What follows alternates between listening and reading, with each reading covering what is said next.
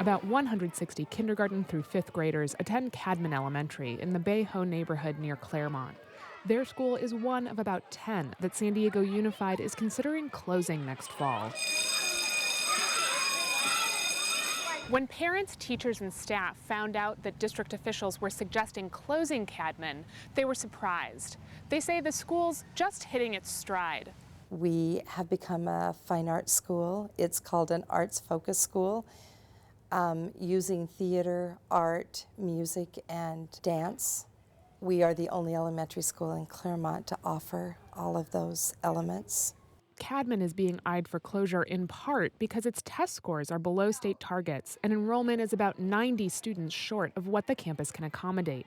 But Principal Ballard only joined the school in the spring and is intent on making over test scores, enrollment, and the physical campus. So all this dirt that you see will actually be sod. Around it will be trees. On just those two buildings over there, we lose 90,000 gallons of water just from rainfall. So we figured out a way to recycle that water through the poles into the asphalt and put a little trench, and it will actually water our sod, and we're going to put in 3 ponds. Parents like Deanne Hutchison are disappointed they could be denied the opportunity to see these plans come to fruition. We're not just sitting around waiting to take. We're actually really implementing a lot of brain power and time and emphasis on what we can do as a family, a community, parents, ourselves. And there are private funds that have come into play due to that. Honey crackers on it. Some graham crackers, good. For students, fears about Cadman closing have less to do with long-term plans and more to do with familiarity. Well, I'd be pretty sad because I just love this school. I've been going to it for a long time, and all my friends are here. It'd be really sad if my friends went to a different school and I couldn't really talk to them or see them anymore. Some wonder if the dollars saved will be worth the disruption to students.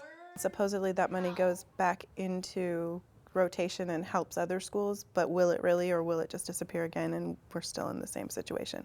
But yet all these kids who've been at this school and are thriving and know their teachers and the teachers know them, what happens to them, and that's the biggest concern. District officials say at this point, there aren't many options left for balancing the budget.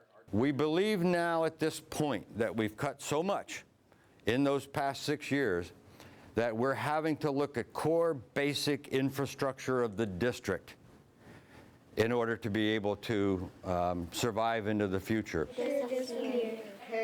Nothing is more basic to the district's infrastructure than schools.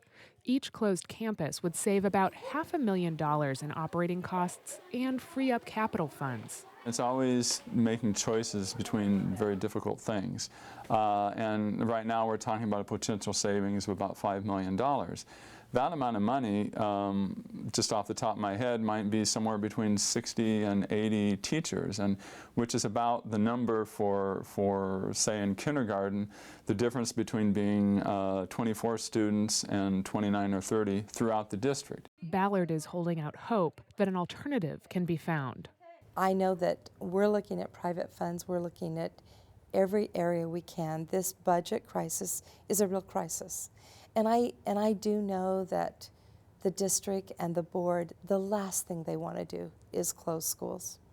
That is not their choice, but they have to do something about the money. So we're trying to help solve that problem.